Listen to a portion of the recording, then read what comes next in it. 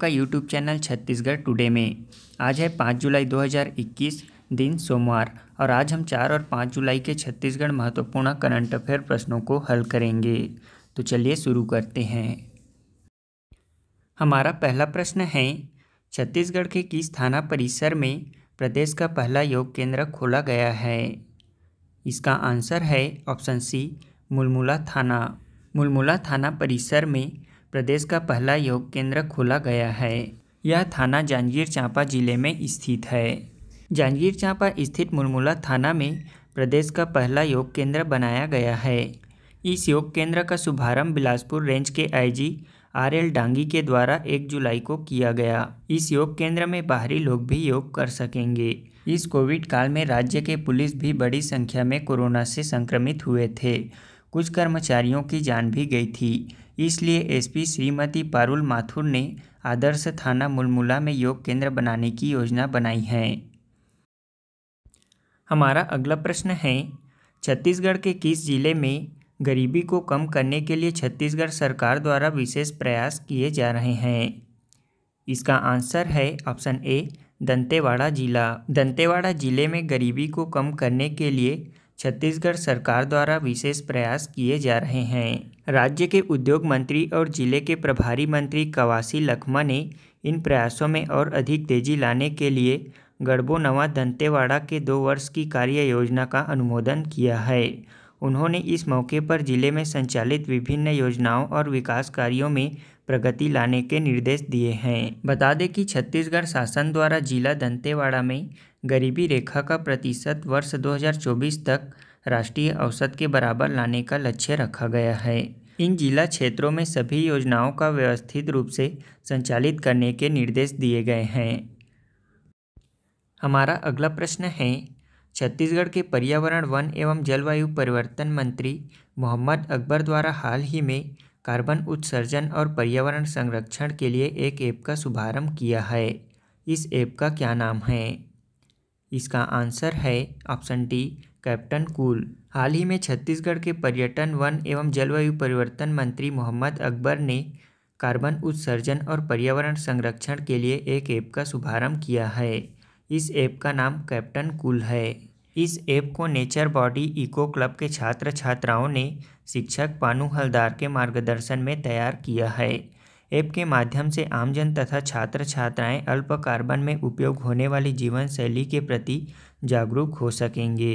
यह app carbon उत्सर्जन में कमी लाने सहित पर्यावरण संरक्षण में काफ़ी मददगार होगा। इस ऐप के 2 भाग हैं, एक है कार्बन एमिशन कैलकुलेटर तथा दूसरा कार्बन एमिशन रिड्यूसर। इस ऐप के जरिए हम अपने घरों में उपलब्ध विभिन्न विद्युत उपकरणों द्वारा प्रति घंटे के उपयोग के अनुसार उत्सर्जित किए गए कार्बन की मात्रा का पता लगा सकते हैं। इसके साथ ही इसके छोटे छोटे ग्रीन हैक्स को अपनाकर हम अपने साधारण दैनिक जीवन को अल्प कार्बन जीवन शैली में परिवर्तित कर सकते हैं।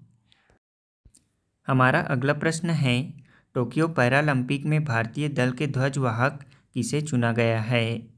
इसका आंसर है ऑप्शन डी, मरियप्पन थंगावेलु को। मरियप्पन थंगावेलु को टोक्यो पैरालंपिक खेलों के लिए भारतीय दल का ध्वजवाहक चुना गया है। यह टोक्यो पैरालंपिक खेल 24 अगस्त से 5 सितंबर तक आयोजित होगा। आपको बता दें कि मरियप्पन 2016 रियो पैरालंपिक खेल में T42 स्पर्धा में स्वर्ण पदक जीतने वाली ऊंची कूद की एथलीट हैं और उन्हीं को टोक्यो पैरालंपिक खेल में भारतीय दल के ध्वजवाहक चुना गया है। हमारा अगला प्रश्न है, राष्ट्रपति रामनाथ कोविंद ने कहाँ अंबेडकर स्मारक और सांस्कृतिक केंद्र की आधारशिला रखी है? इसका आंसर है ऑप्शन सी, लखनऊ में। रामनाथ कोविंद ने लखनऊ में अंबेडकर स्मारक और सांस्कृतिक केंद्र की आधारशिला रखी है। यह सांस्कृतिक केंद्र लखनऊ के ऐशबाग ईदगाह के सामने 5493 वर्ग मीटर नजुल भूमि पर बनाया जाएगा और इसमें डॉक्टर अंबेडकर की 25 फीट प्रतिमा स्थापित की जाएगी। इसके केंद्र में 750 लोगों की क्षमता वाला एक सभागार, पुस्तकालय, अनुसंधान केंद्र, चित्र गैलरी, संग्रहालय और एक बहुउद्देशीय सम्मेलन केंद्र बनाया जाएगा। इसे 45.04 करोड़ रुपए की लागत से बनाया जा रहा है। हमारा अगला प्रश्न है, उत्तराखंड के नए मुख्यमंत्री कौन बने हैं? इसका आंसर है ऑप्शन बी, पुष्कर सिंह धामी। पुष्कर सिंह धामी को उत्तराखंड का नया मुख्यमंत्री बनाया गया है। वे उत्तराखंड के 11वें और सबसे युवा मुख्यमंत्री हैं। 45 वर्षीय पुष्कर सिंह धामी ऊधम सिंह नगर जिले के खटीमा निर्वाचन क्षेत्र से विधायक हैं। वह तीरथ सिंह रावत की जगह लिए हैं। उन्होंने पद से इस्तीफा दे दिया था। पुष्कर सिंह धामी राष्ट्रीय स्वयंसेवक संघ से भी जुड़े थे और उन्होंने उत्तराखंड के भारतीय जनता युवा मोर्चा के प्रदेश अध्यक्ष के रूप में भी कार्य किया है। हमारा पहला प्रश्न है, राज्य में प्रधानमंत्री फसल बीमा सप्ताह कब से कब तक मनाया जा रहा है? इसका आंसर है ऑप्शन ए, 1 जुलाई से 7 जुलाई तक। हमारा दूसरा प्रश्न है, छत्तीसगढ़ में मुख्यमंत्री शहरी स्लम स्वास्थ्य योजना के अंतर्गत हाल ही में कितने संख्या में मरीजों का उपचार पूर्ण किया गया है? इसका आंसर है ऑप्शन बी, 5 लाख।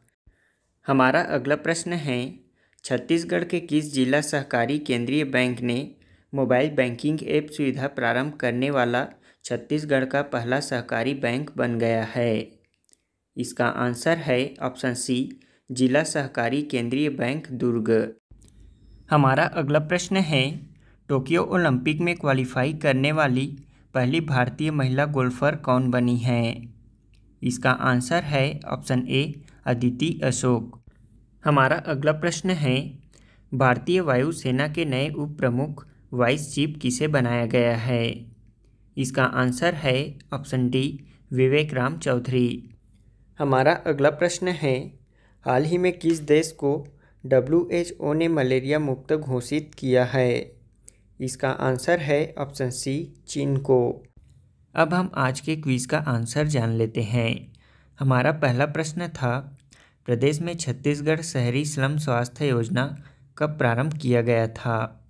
इसका आंसर है 2 अक्टूबर 2019 को। छत्तीसगढ़ में महात्मा गांधी के 150वीं जयंती के अवसर पर 2 अक्टूबर 2019 को छत्तीसगढ़ शहरी स्लम स्वास्थ्य योजना का शुभारंभ किया गया। यह योजना प्रारंभ में राज्य के 13 नगर निगमों में चालू किया गया था।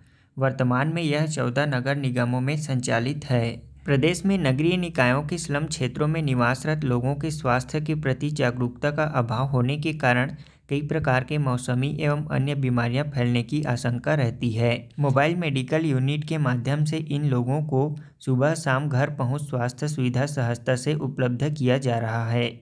मोबाइल मेडिकल यूनिट से अत्याधुनिक जांच की मशीनें भी लगी हुई हैं।